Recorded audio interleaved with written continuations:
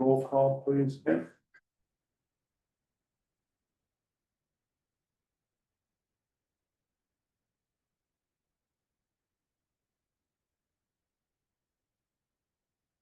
Simon, Here. Platt, Here. Babcock, Here. Mead, Here. Rhoda, Here. Wright, Here. Gustafson. Here, thank you. For one, approval of the minutes for the meeting of the committee of the whole from October 7th, 2025. Moved. Second. Wright, Yes. Rhoda, Yes. Babcock, Yes. Platt, Yes. Mead, Yes. and Simon. Yes. Thank you. Public comment from anyone, first of two. Another chance at the end of the meeting. All good, thank you. Old business, number two, discussion and consideration of an ordinance licensing retailers, tobacco products, alternative nicotine products, and electronic cigarettes in the village of Rossville. Something you want to handle? Yeah, I can address it as well. Gotcha. Heard this. So it's a fairly comprehensive ordinance licensing tobacco sales. It includes all tobacco sales, all nicotine delivery systems. It also includes, and I believe would apply to sale of alternatives from tobacco in herbs, which ultimately I believe would include hemp-derived cannabis as long as it's in flower state or non state. So I think that would require an age limitation for sale of those items. As we've discussed, the hemp-derived cannabis derived from hemp has much fewer regulations on it than the standard cannabis. But at least there would be a 21 age, at least as this ordinance is written, and an application to apply for and possibility of losing your license if you don't follow the rules. If you've had a chance to go through this, there are a couple of items to kind of address. This calls for an application fee. I think for Chesney Park is $150. I've seen them 100, 150. I've seen them 50. It's generally not as high as like a liquor license. Some communities have annual fees, some do not. This leaves it blank for an annual fee. So whether you want to do 150 for an application fee and 100 for an annual fee, I'm just throwing a number out. The next blank in this form. Well, I just need to talk to Joe about it. The day, I didn't know if you guys actually ran fiscally from May 1 to April 31, or whether you went January 1 to December 31. So that's to be filled in some paragraph B in 254. So beyond that, I think I had some optional provisions. Probably recommend F as an inclusion. This is now I'm on page 7 of the document.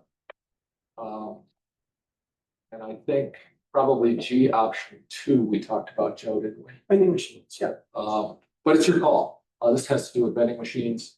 And well, F has to do with just making it illegal for someone under the age of 21 to purchase it. That would be an ordinance violation if a 16-year-old or something, 17-year-old, 18-year-old did that. And then G has to do with vending machines. So with that, I'll let you guys talk about it or answer any questions. Is there any ordinance or can we include signage? 21 and older, what do you want to call them? Stickers, signage, door stickers, and also the complete signage of neon lights and product. I'm not as familiar with the sign ordinance maybe as you are, Joe, but we do have a sign ordinance, and the one establishment we have here in town was a little bit of an issue. I perceived maybe exceeding the square footage of allowed signage, and that is something that we could already enforce. I would also note that in going through this process, there are certain Notification size.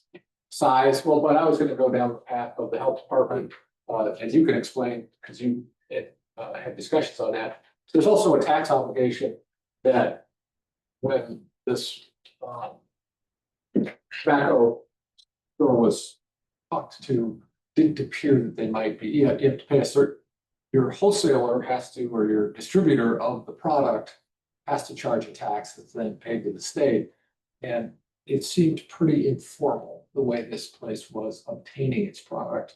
And it needs to be a formal product process. And if they're not paying the proper tax to the distributor / wholesaler, then they're committing a crime under the state as well. And then we get to the point where if they're violating this, and this, there are enforcement. Let's hypothetically talk about a store violating a couple of different things. Now they're operating their business in an illegal fashion and may be able to use the placard to shut it down, at least on a temporary basis. So this is first up, get the ordinance in place, get the tobacco licenses in place, and then go from there. So again, I'll answer questions and you might talk about fill in and say, well, Just a quick question on the ordinance. So if we decided to go with this, we would say probably January 1st, effective whatever our fiscal year. I think it's January 1st. How much notice, like every business that sells tobacco currently would have to do that, apply for this license?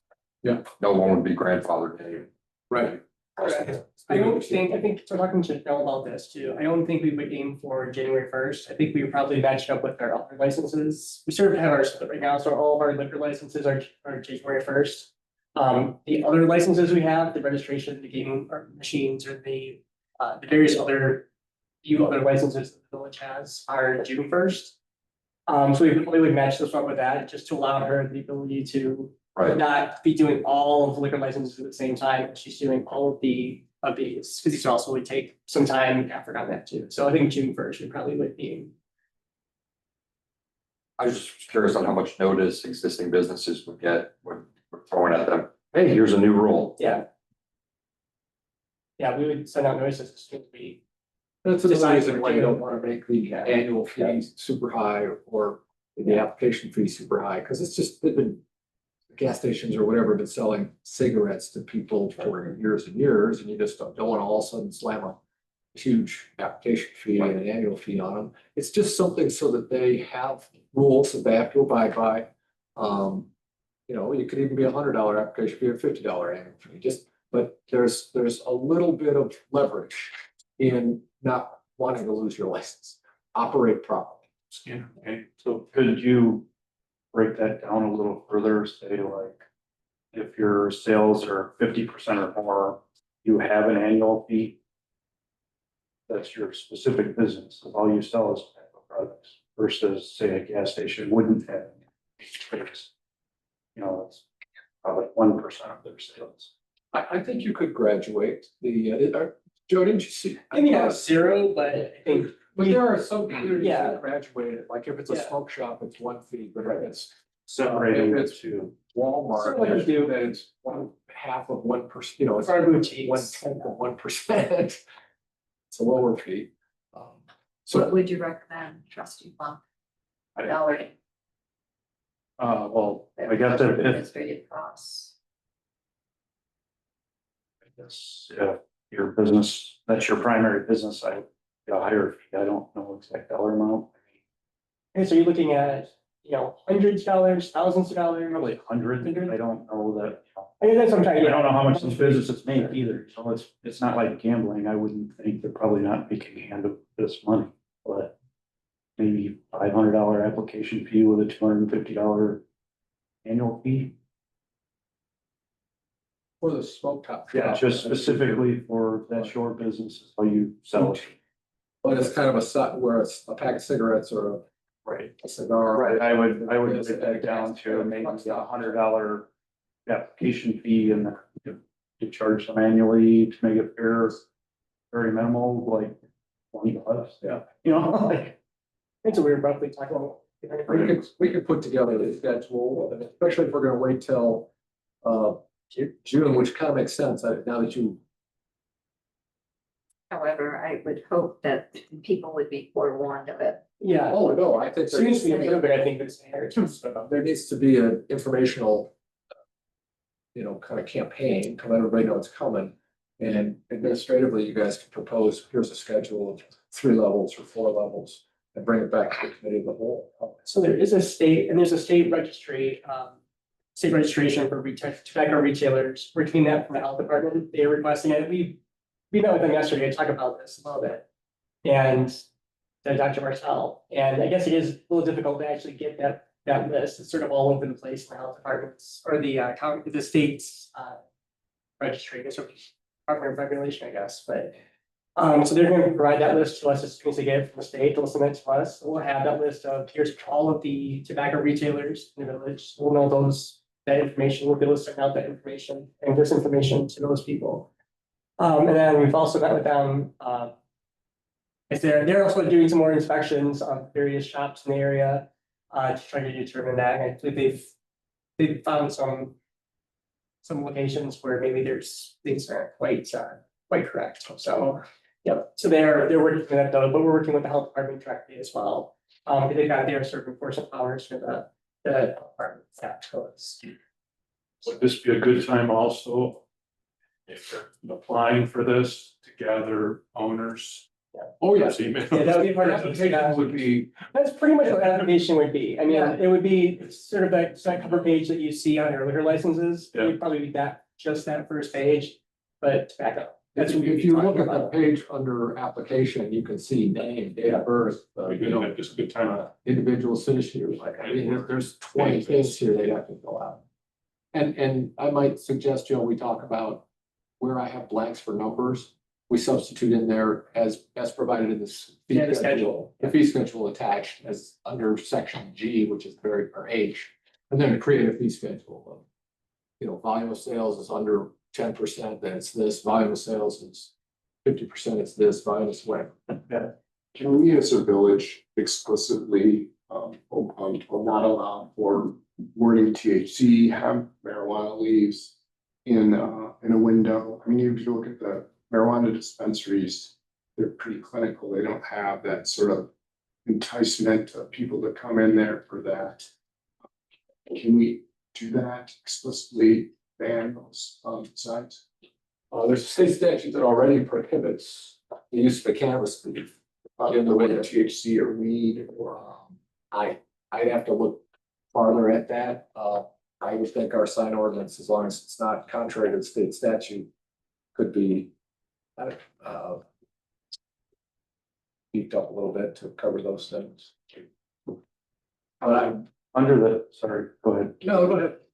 Just under the application, does it also have a spot for like tax ID for the business? Yes, we currently do that as well. We have them provide that to us for that right now. That'd be a good thing to have.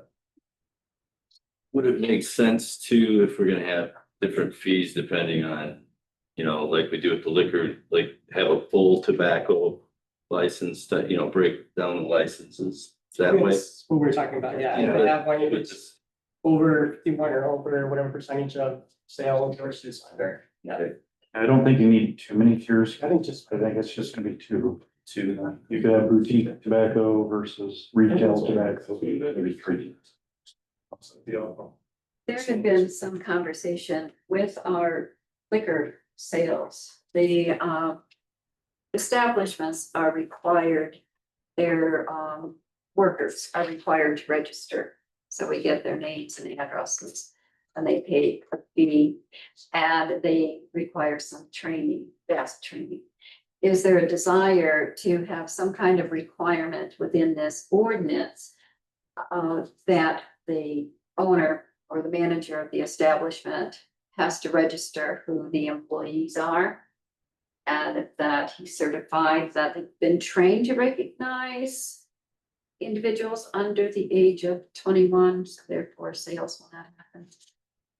We were always drawing the parallel between liquor sales and this. So I'm just asking the question, is there a need, a desire, is that? Like I would say, just, I was to the port side, I think just administratively, I think it makes it very difficult. We're already registering and tracking asset licenses and employee registrations for all of our liquor people. I think there's gonna be a lot of turnover, particularly if you add gas stations into this. We added, all the other places on here, we're actually selling directly. I think it just makes it more difficult. I think you're still doing the checks, officers are still checking out, they're doing the undercover skins. Would that same turnover exist for those standalone, those individuals whose primary business is the sale of this stuff? Same kind of turnover? How many of these establishments do we have? Just the tobacco? Two probably. Yeah, so I would be okay with adding it into peak tobacco, but maybe not, that's the retail. Well, past the drinking. And if there's only two, if you drive past, there's one person, and it's probably the owner. That might be a good way to attack. Yeah. And then I- Regulate that way. Just going back to signage, I think it'd be appropriate to at least look at the sign ordinance and, maybe determining a size of how big a 21 and older sign has to be, 8 inches or, I don't know what that So is. those are set by statute. And those are required right now. I think we need to look at Make sure it's Yeah, in our other ordinance, I guess, and then that we're following through with that if they actually have. No, it's okay if I just ask a question. With this, even though it wouldn't start until June to start collecting, would the ordinance go into effect immediately upon approval, though, that we could start enforcing what's in here with the, That isn't what I was thinking as we talked about having it go into effect June 1. The entire ordinance would go into effect June 1. The idea of not kind of, well, having the prohibition of selling it to anyone under 21, whether you have a license or not, there's some logic there to have that go into effect. that's what I mean, Early. January 1, and then the actual collecting, that stuff doesn't go into effect until June, but that way it could start to be enforced immediately, though.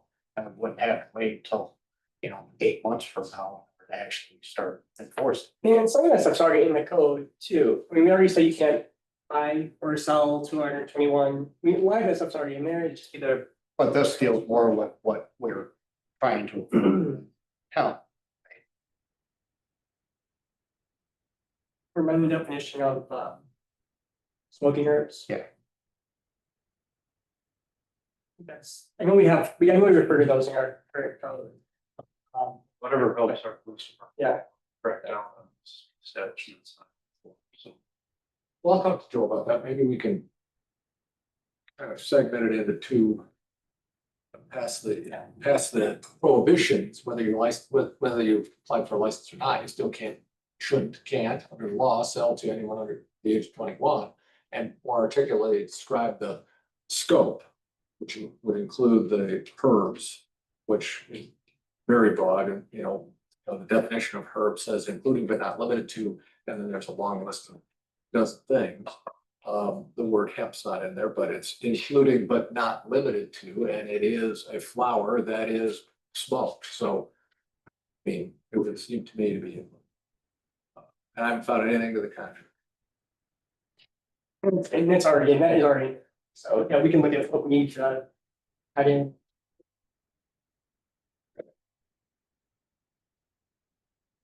I guess one last thing to address, vending machines. That's sort of in there. I think we do have, at least one place that has a tobacco vending machine. We fine leaving that as is. place it is. It is. So what, yeah, so the two occupier one, 19. It probably is. I mean, Probably original. Same. Same cigarettes. the two options are ban vending machines, period, or allow them in establishments that sell tobacco to someone over the age of 20. essentially a bar. Yeah, essentially a bar. In an environment where only 21 or older can be. That's what option. Probably what I would recommend. That's all right. Yeah. You can go in there and have lunch with your kids, can't you? Yeah. So what, I guess. Smoke, so I don't know what a vending machine really entails. How does that work as far as knowing well, I understand that, but. Like you, I will confess, How do you- ever having pulled the. How do you monitor who's 21 and not? Because it's a machine, not, Well, that's the You're not scanning your driver's whole license. point of limiting it to establishments For banning that it. are for people over the age of 21. I appreciate that you can bring your kids in, but if you're not watching your kids and they sit a pack of cigarettes, that's on you. So we'd be adding a fee that we can't really regulate though.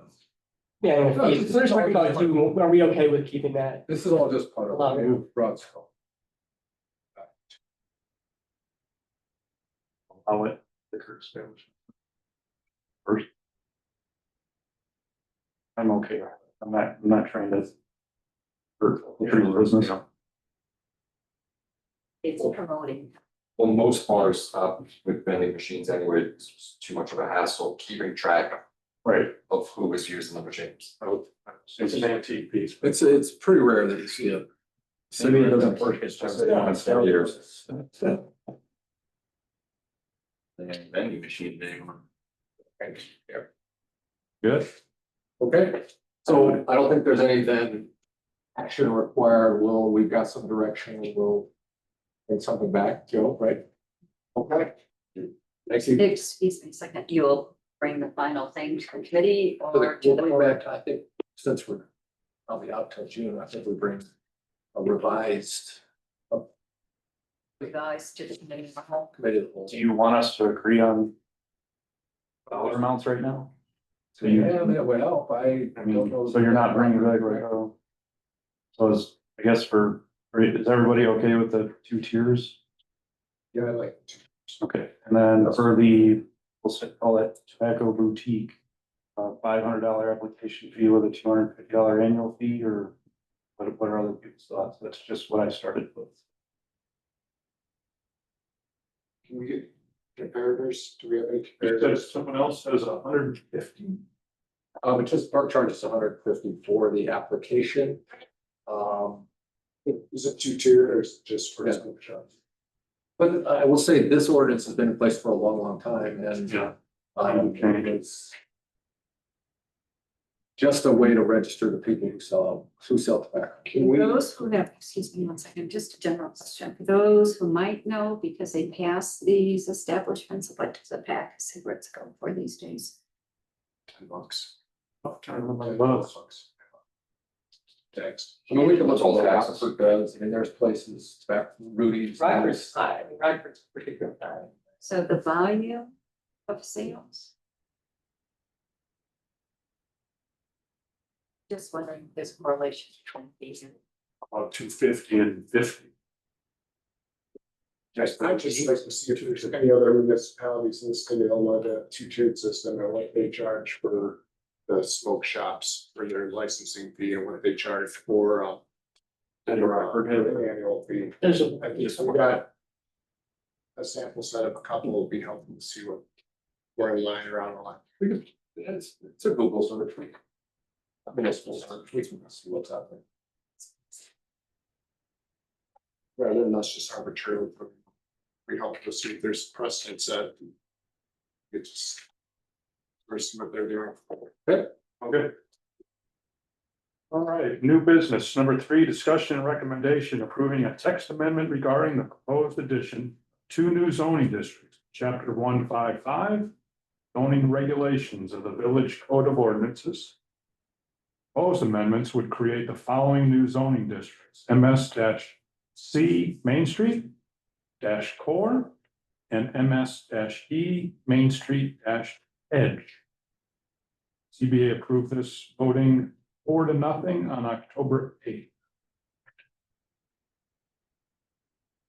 We have Hillary here from Edgewell. Can go over this. This is the same, essentially the same ordinance that we've looked at quite a few months now at this point. On this committee a couple of times, gone to our committee here, it's gone to ZBA a couple times. They've had a few items that they make some changes or make recommendations, and then I think this is sort of the final version we come up with, so. Yeah. So to go over this again,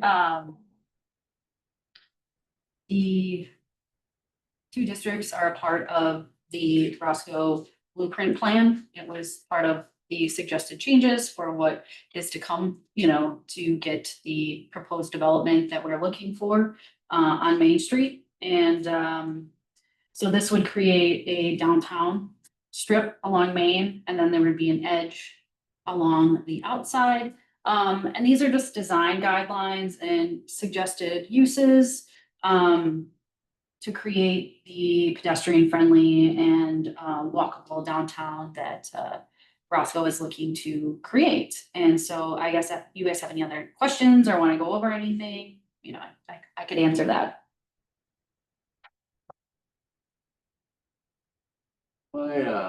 My one concern is that, I know there's been what's the core that's right downtown, the initial, what's that, what are we calling that?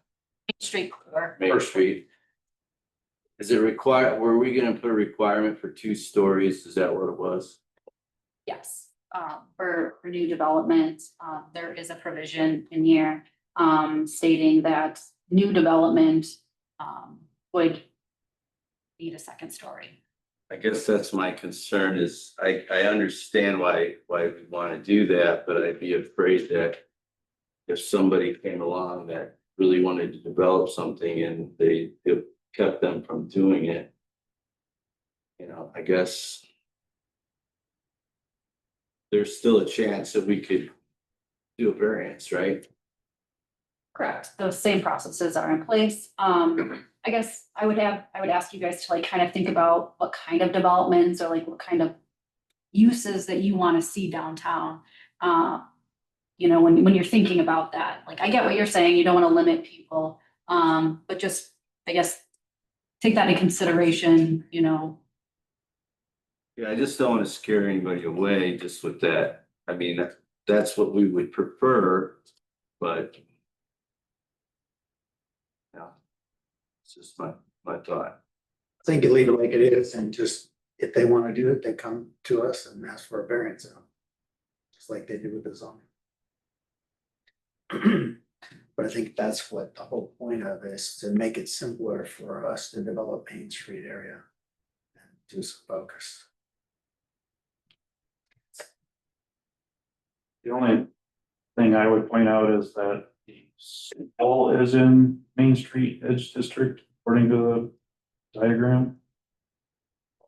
So that we would put them into it if they wanted to expand or build. But you have to put houses there. So, Here, Or just as a list, as, saying this will be the next. they fall under. This is the next step is, or you just talked about your second ago, but next step is to actually rezone parcels. So it wouldn't necessarily just be applying, you know, rezoning would be right now the proposed, means there's also your effect. Oh, this may not be. But this is the proposed sort of area that would be, the first sort of core districts that we put in place, sort of those places where we've looked at previously and as sort of the developable areas. This is Main Street Square, just for reference here. Main Street Square is there, Hodges Run. It's here and schools down here. But yeah, we would definitely make sure that they were properties that we thought would meet the Main Street core districts as well as the Main Street Edge. Just the document. Yeah, those initial ones were the general broad, that was the general broad idea of it. And now Beckerwell's gone through and they've actually identified specific parcels. That they're recommending that we zone in those districts. So they still will meet that general system that you got there, the general plan we have in place. But this is the actual, how we actually put this in place. It's with these are the parcels we've identified or that they've identified here. Some core properties as well as some edge properties. And tonight is just the text to go into the zoning code. It's not actually applying this to any property. That's gonna be the next step. So we can discuss and make edits if, you know, you've got concerns about certain that. But this is just to create text, create, you know, guidelines for people. You gotta plant the seed and hope. It's a long game for this. This is not a short game decision that you guys are making. This is something that you plant now and will develop over time. Would facades and stuff like that fall into this same ordinance? and all that? Correct. There is a Making section. sure there's brick and. Breaking up the Control. masses so that you would have windows on the, you know, like on the first floor so that they were, you know, walkability and you could see in and things of that nature. There's gonna be opportunities for people to make it their own, but thinking of those things like 50% transparent and things of that nature into the facade. That's later. Those are in No, here, that's, that's. it's in here Oh, now. I'm sorry, I didn't. Yeah, sorry, I was Makes sense, trying to yes. explain, yeah, that there is a part of the text and Sure. here is a little bit of design review aligned Gotcha. with the uses. So it's a little different than what you guys are used to, that there is land uses, the zoning, and then development criteria with it. But a lot of these are very common through other municipalities that have, you know, downtown areas or have a downtown core. So none of these are unheard of and are things that we have modeled off of multiple communities that we've worked on throughout the Midwest area. Yeah, I see it now. I just must have scrolled on that page too fast. Motion to send it to the board. Second, Mead, Yes. Lot, Yes. Wright, Yes. Simon, Yes. Rhoda, yes, Babcock. Yes. Thank you. Okay. For discussion and recommendation of approving Michelson Office Furniture, Inc. with a quote amount of $5,809 for new chairs, new tables for the Public Works Training Room, break room updates. So moved. Yeah, this is, do you want me to explain or? You can, yeah, we've been talking about this for a long time, so I would just jump in. Yeah, the chairs we have there are hand-me-downs of hand-me-downs pretty much from. Yeah. And, so this is, 13 chairs. And, 2 new tables. One will be one of those, I don't know if you guys, like, the training room tables that can fold down, then. For our part-time staff, it's not there, but I can push up against the wall, so we have our full room, but usually we need that for when they're in there and we're holding a training session or. The summertime when they all come back for break and be able to sit in the air conditioner for a little bit before going back out mowing, different things. And yeah, so there's 13 of they're pretty much like the chairs you guys are sitting on now, and then there's 8 of the regular chairs like that are actually, there's like 4 of them that are going there for that we won't move, and then 4 of them for 2 of the offices. Sit in front of like the big desk. So moved. second, Vote please, Kim. Lot, Yes. Wright, Yes. Simon, Yes. Babcock. Yes. Mead, Yes. Rhoda. yes, Thank you. Number 5, discussion and recommendation of Allegiance flag supply for the quoted amount of $4,917.50 for 34 set of American pole flags for Main Street. This again is to start to replace the flags that we put up along Main Street. They're on fiberglass poles right now, and the flags are just kind of screwed onto there. So we have the winds, they get twisted, we gotta go down and untwist them, and the fiberglass poles start to splinter when we run the screws in, so they don't fall out also.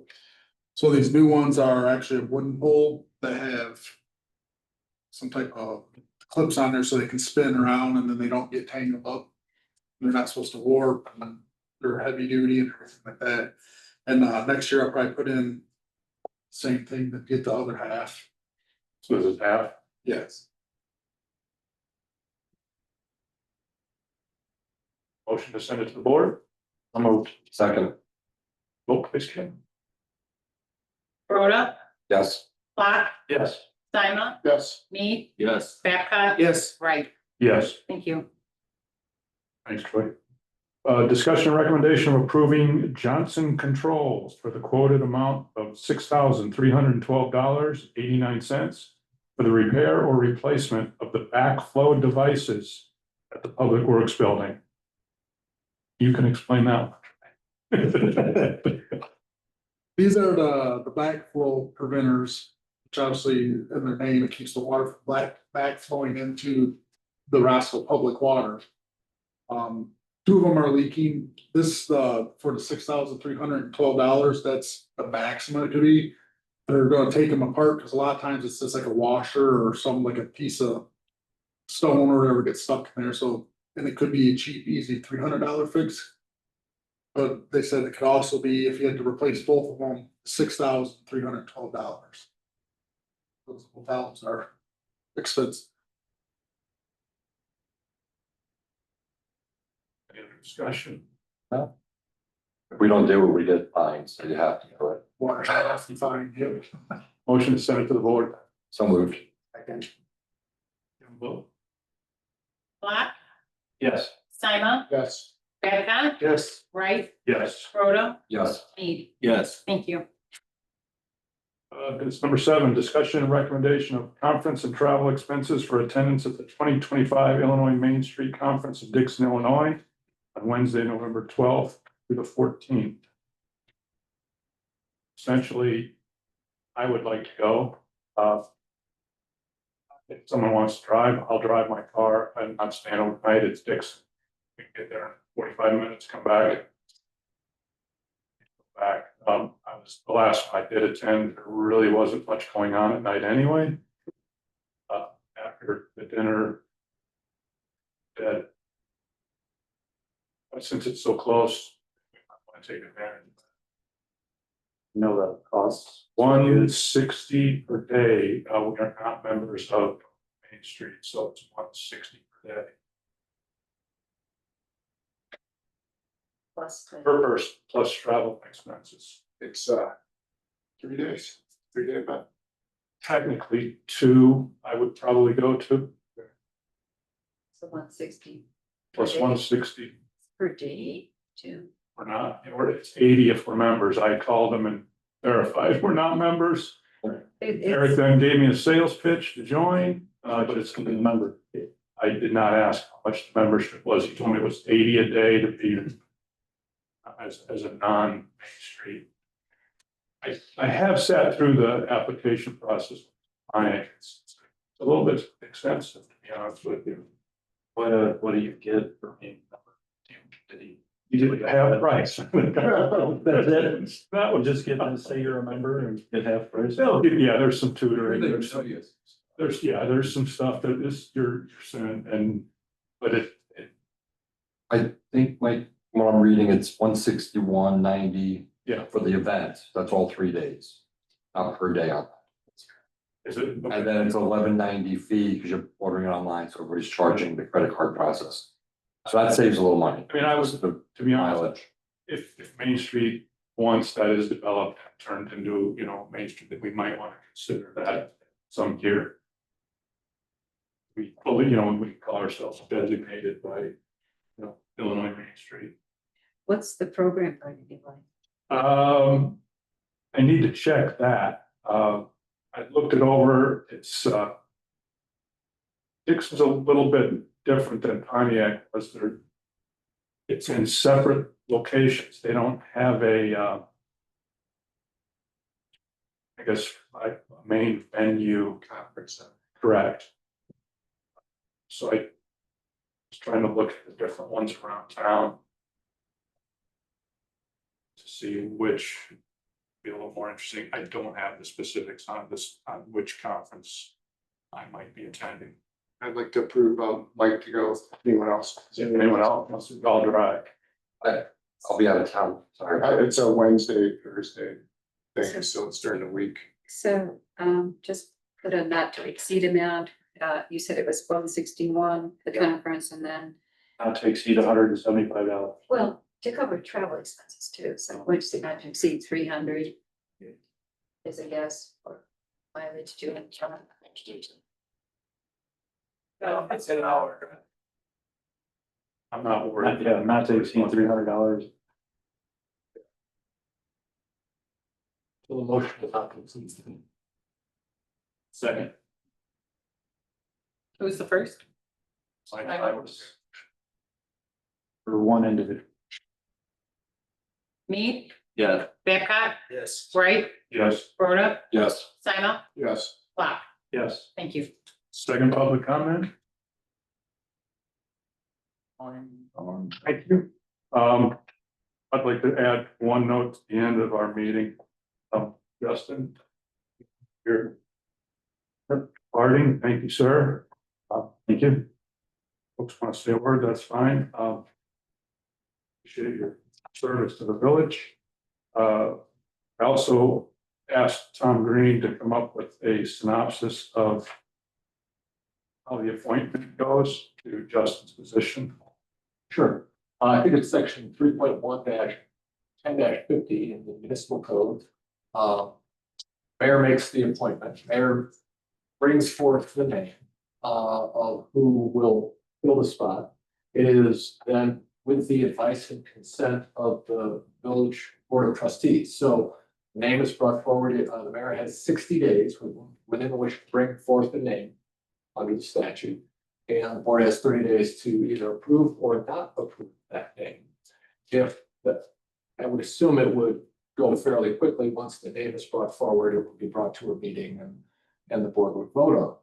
If the vote is in negative, not to approve that person, then the mayor would have the opportunity to present a second candidate to fill that position.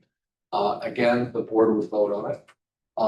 In the event that the board voted again, no, then the mayor would have the opportunity to choose from the two who were rejected, basically, but install one of them as a temporary appointment to the trustee position until such time as the board can agree on an alternative or an acceptable candidate or the next election. I believe this, with the timeframes that are involved in the statute, position, someone would run for the seat in the next year and a half. I mean, less than 2 years. Because there's more than 103 days before the next election, and there's less than 28 months, I believe it is. It would be up for a short 2-year term, you're just started, right? Yeah. So that person would be elected for a 2-year term, and then the full 4-year will be after that. So in the next election, you have 4 trustees running. And then One for a 2-year, we're 2 years. one to fill a 2-year spot. Yeah. One to finish. You have to declare as a candidate, you're running for a 2-year time. Yeah, I mean, Is that how it works? Because right now it's just, top voter getters get in, right? So. Actually, trustee Crum, I hadn't thought about that, you're exactly right, you'd have to identify who's running to fill the 2-year spot. So that would probably be separate on the ballot. It's, like it's a separate, it'll be noticed what's happening there. You got, yeah, it hasn't happened to me in quite some time in any of the communities I represent, I think it's happened. We've had it here quite a few times. So we'll fall back on experience and make sure the election authority has it, but Frequently for the clerk's position. Yeah, clerks. having someone fill the seat, again, mayor puts the name forward, board votes on it, if it's no, mayor puts the name forward again, board votes no, and mayor gets to pick one of those two to serve out a period of time until an agreeable candidate can be chosen for the next election. How is that agreeable candidate chosen after that point? Well, it would have to be cooperation, it would be kind of informally, hey, I've got another person, we think you can support this person. So any board member could say, hey, I have a person that's interested. Right. At that point. No, in the end, it's the mayor's call to put the name forward. Always the mayor's call to put the name forward. Question. Sure, you want to do is Justin. Sorry. That's all That's all I can say. I mean, it's just. Work is just getting way more crazy. I'm working 14 to 16 hours a day. So I lose money coming here, which isn't a big deal because that's why I signed working in, be a part of this, but it's more of a family time. I was trying to balance all of it. Right, yeah, if they don't, it's job, right, yeah, so it's just too much to balance at this point with. Kids entering high school and kids entering elementary school, so. Just. Time where my family's at right now, unfortunately. Or not unfortunately, it's gonna be there, but unfortunately for my position here. Thank you, everyone, thank you. You're sure. But. Executive session, no need for executive session at this point in time. Go ahead, fire away. Just a reminder that we've got that, the APA Illinois Plan Commissioner training is coming up October 29th. I think Janelle's heard from a couple people, but just a reminder, if you are able to do that from 7 to 9 PM, virtual time Zoom, it's a live, presentation on Zoom. October 29th, 7 to 9 PM, let us know, we'll get registered for it. So it's one of the probably most important things that we do here, one of the most important aspects of this job. So if you can go to that and learn about it, you get all the details about zoning, planning, what responsibilities are, what that even means. That would be great. Just shoot Janelle an email, sign up, and we'll get the agent sent off to you. And that was just a Zoom, right? Yep, October 29th, 7 to 9 PM. Very good.